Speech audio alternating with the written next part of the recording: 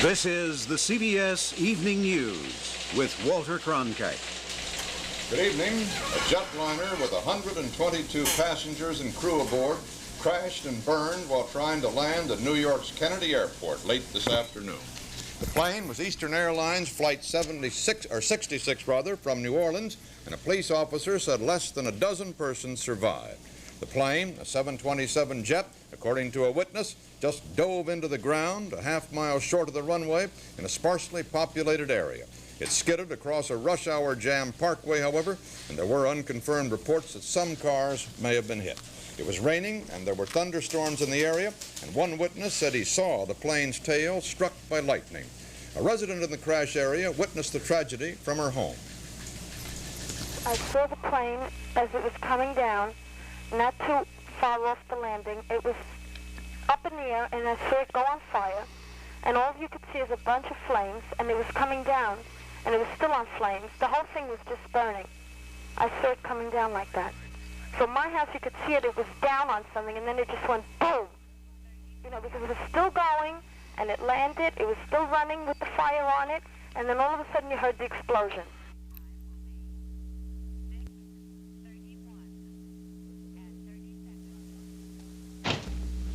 Listen to this.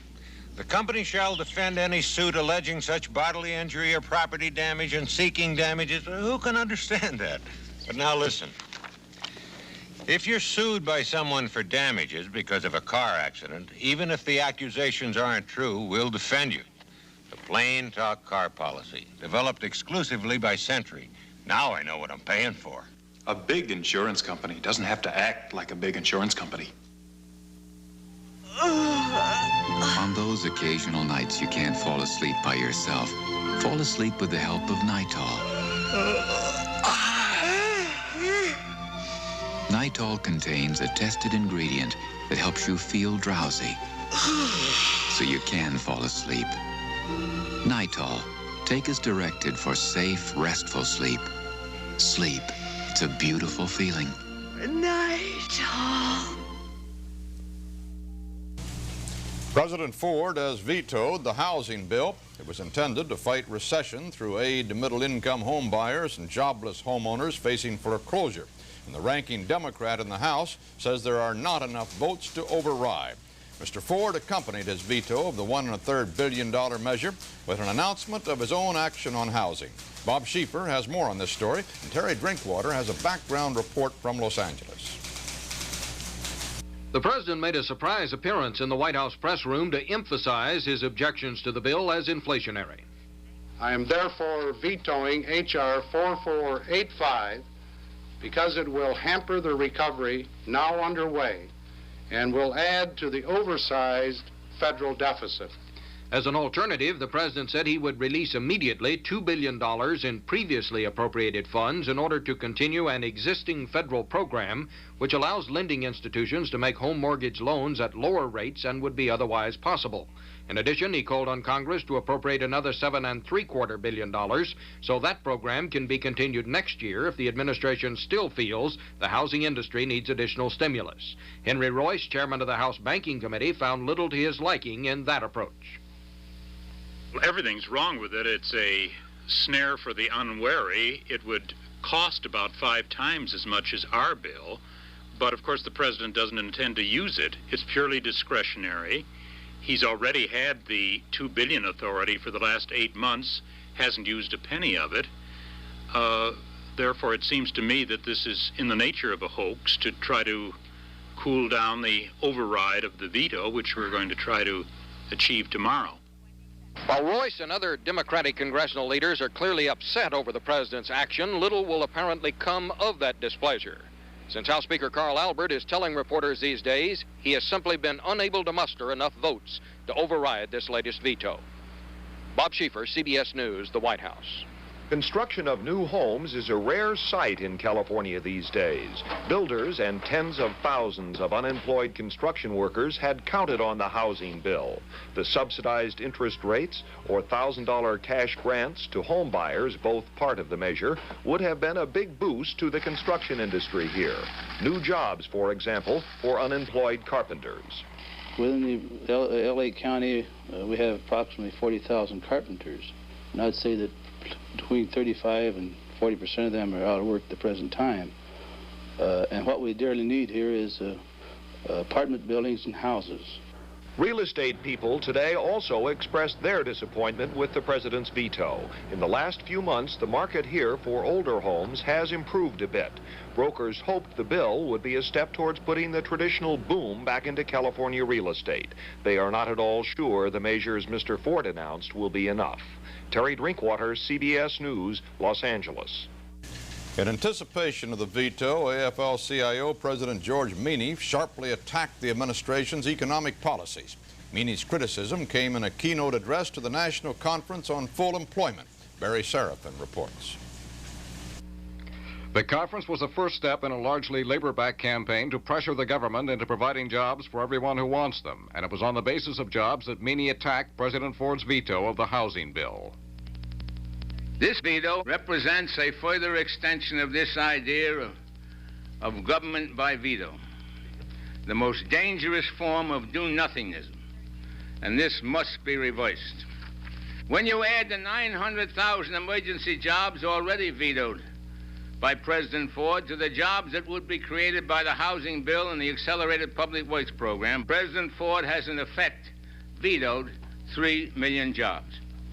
Meany accused President Ford, his economic advisors, and Congress of being more concerned about budget deficits than what he called the terrible human price of unemployment. The President and the majority in the Congress have no faith in America. They ignore the essential strength and potential vitality of this country.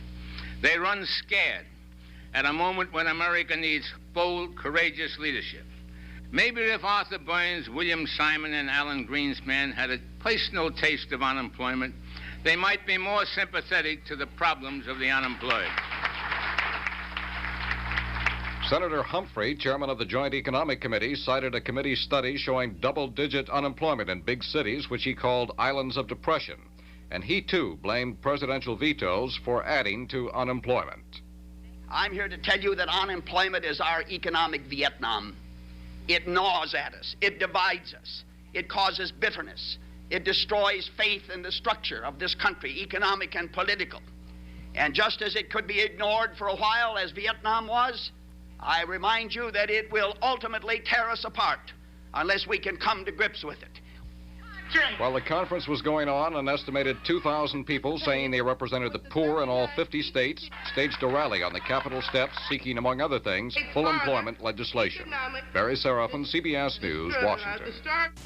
3 of the nation's automakers, General Motors, Chrysler, and American Motors, reported sales in mid-June were slightly higher than mid-May, but industry-wide figures are expected to show that sales are still about 17% below last year. Ford releases its figures tomorrow. Chrysler announced a new rebate program beginning Friday and lasting until November.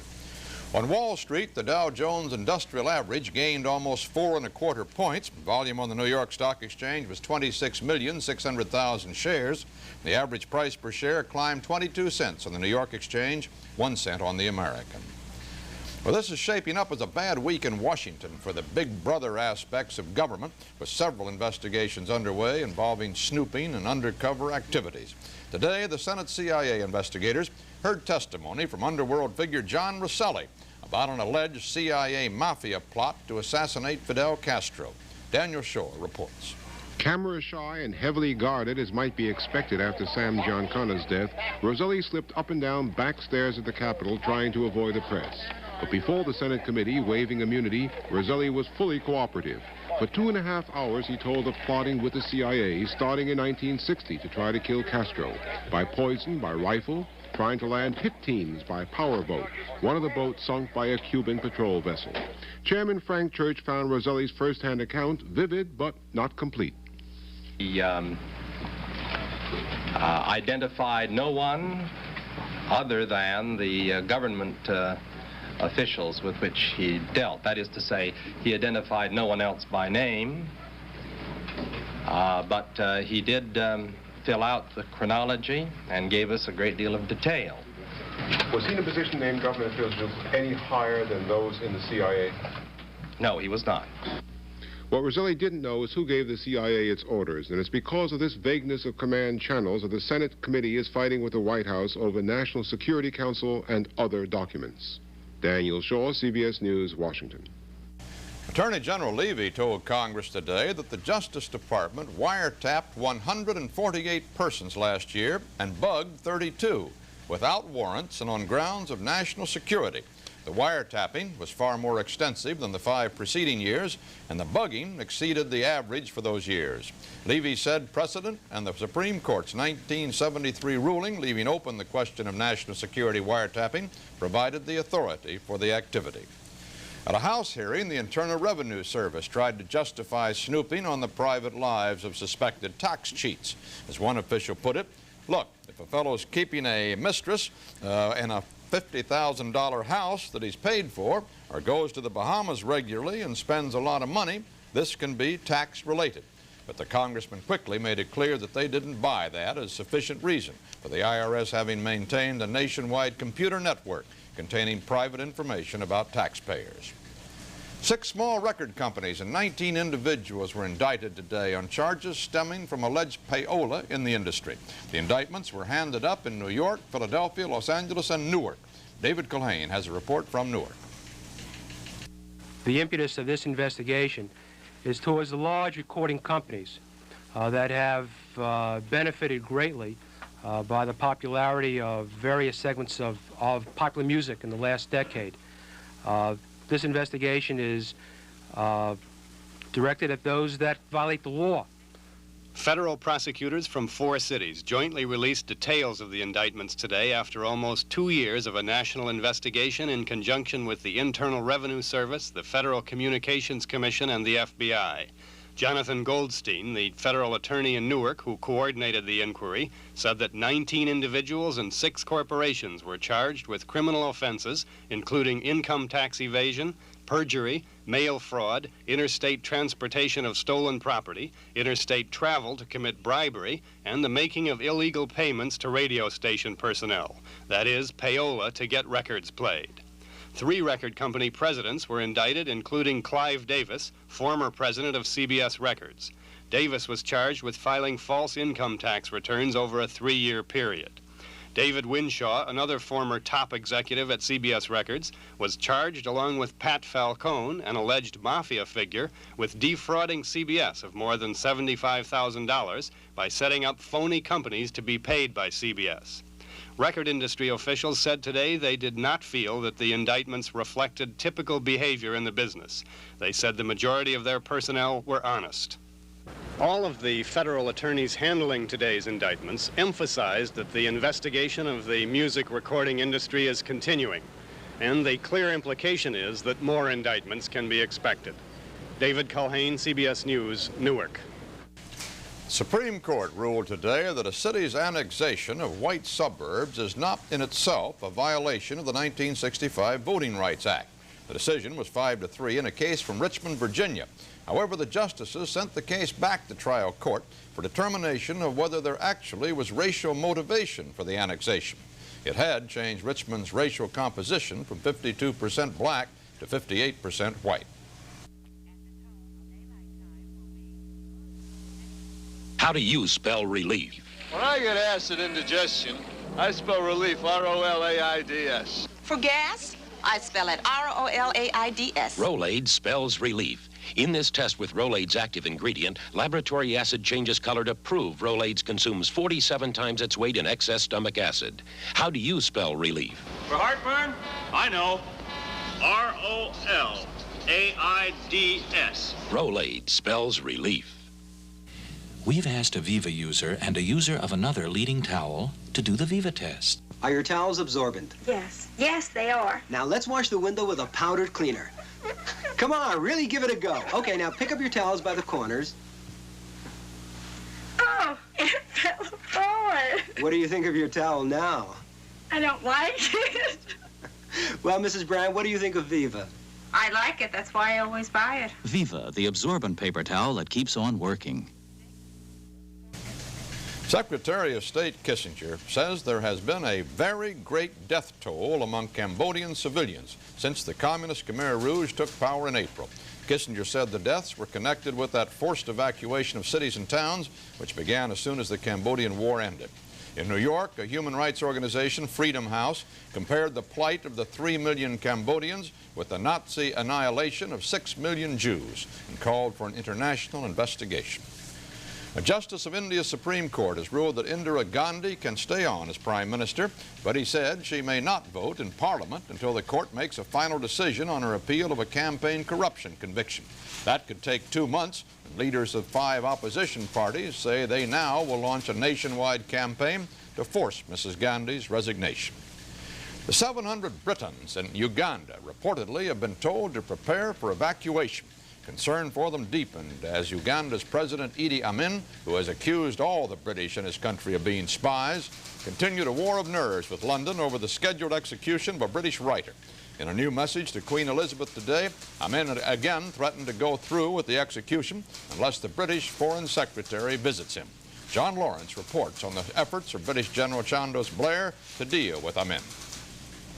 Queen Elizabeth's special envoy failed to persuade President Amin, his former sergeant from colonial days, to spare the life of Dennis Hills, the 61-year-old British citizen under sentence of death for describing Amin as a village tyrant. The condemned man's German-born wife was more hopeful yesterday, the original date set for the execution. General Blair has assured me that my husband is being looked after extremely well at Malira Regiment, and that I have no reasons to worry about his physical well-being. The final meeting between President Amin and General Blair at the Ugandan leader's command post in Kampala ended bitterly. Amin turned his back on his one-time commanding officer, who saluted anyway. Sir, no comment. Amin himself was blunt and angry. If Foreign Secretary is not here within 10 days from tomorrow, with the recommendations and advice I got from the members of the Defense Council who are right now before me, we will then consider when to execute him by the firing squad. General Blair and a second British envoy returned to London today to deliver a personal note from Amin to Queen Elizabeth.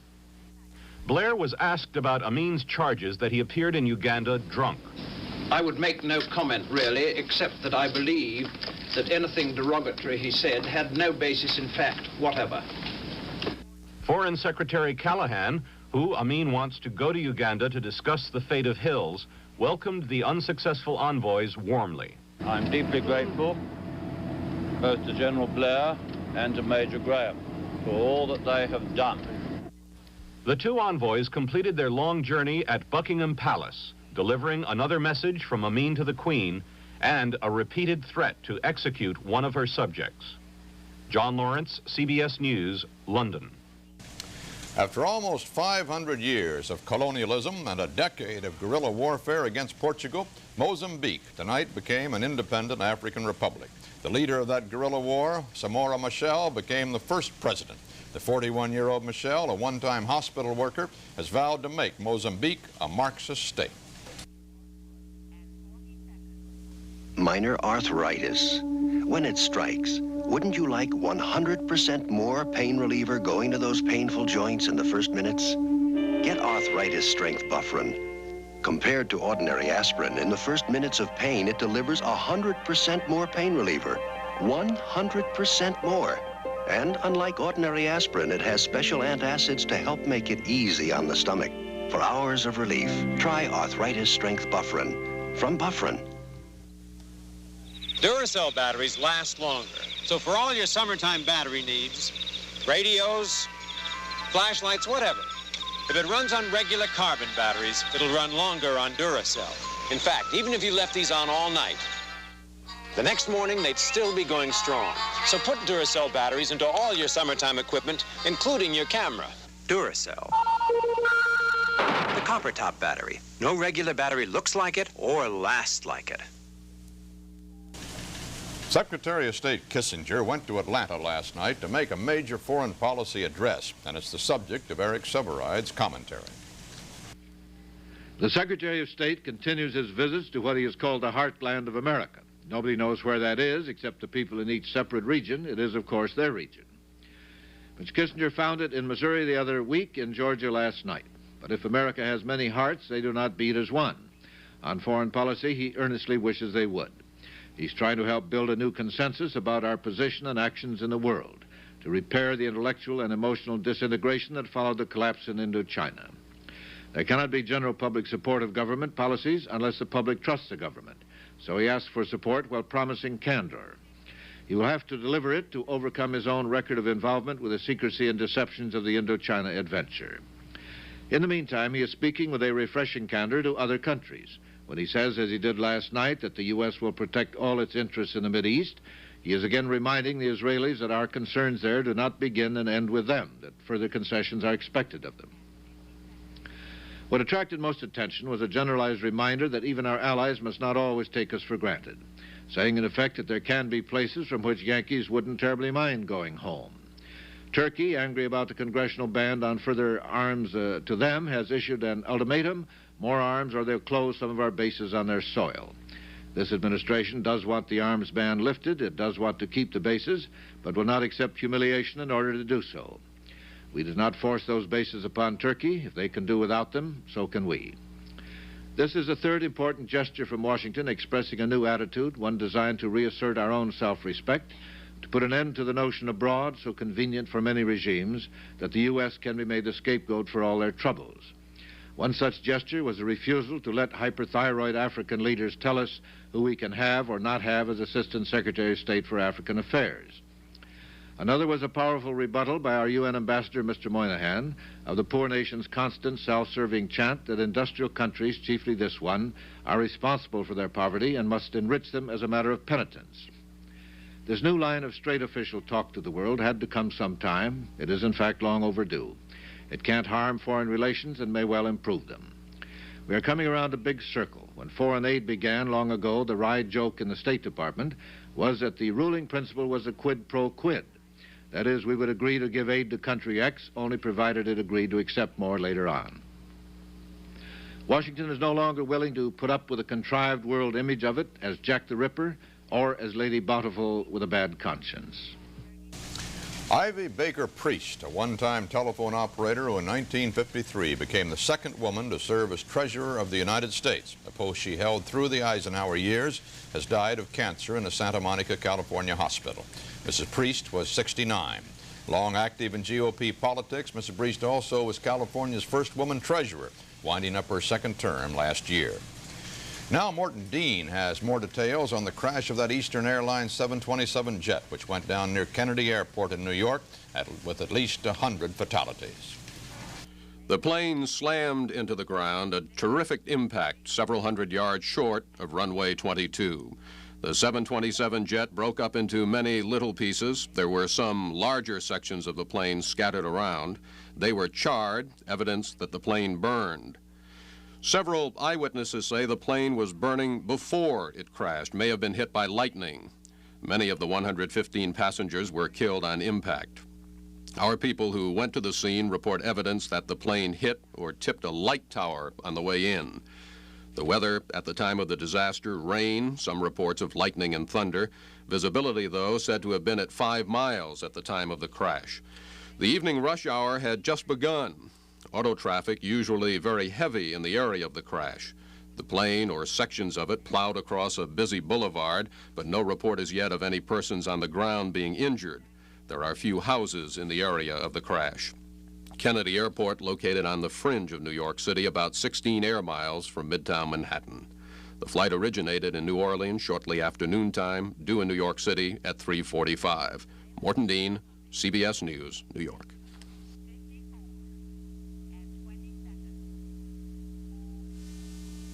For years, many have tried to unlock the secret to fresh perk ground roast flavor.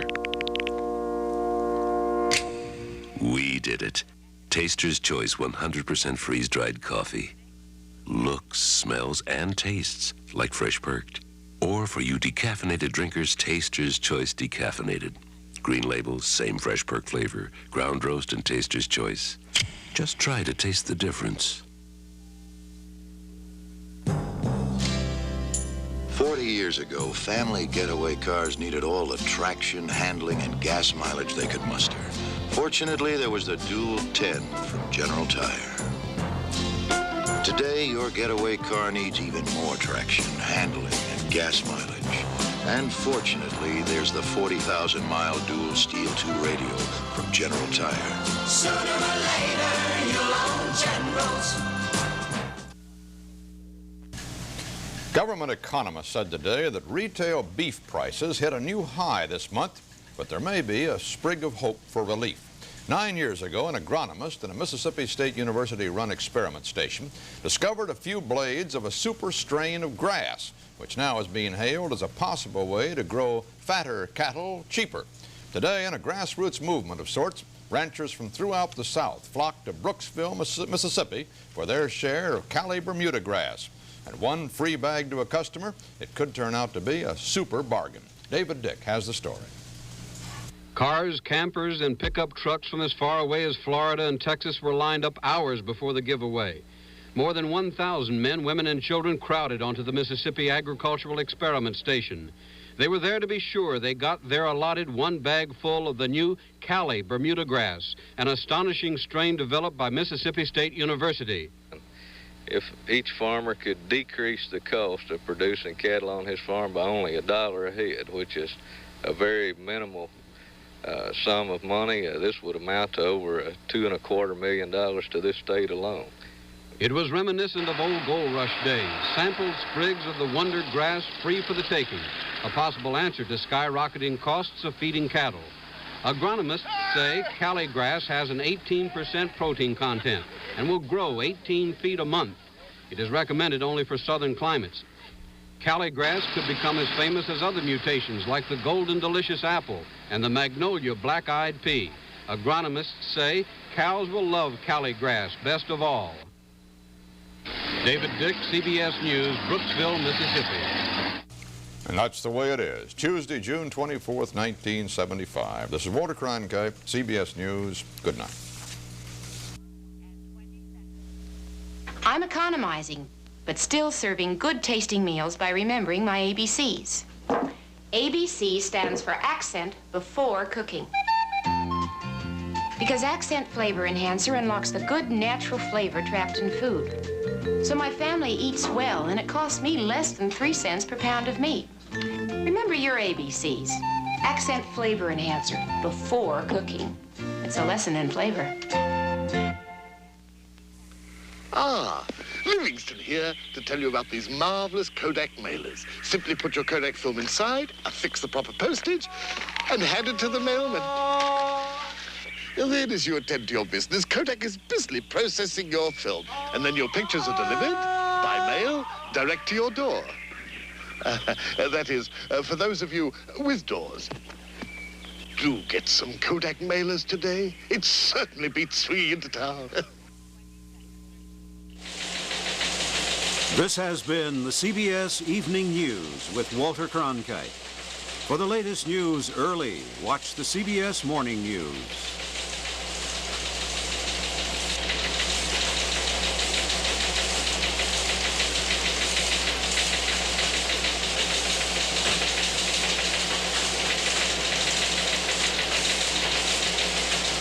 A CBS News special looks at the CIA, why we have it, what it does, and how it does it. Daniel Shore reports tonight at 10, 9 Central Time on CBS.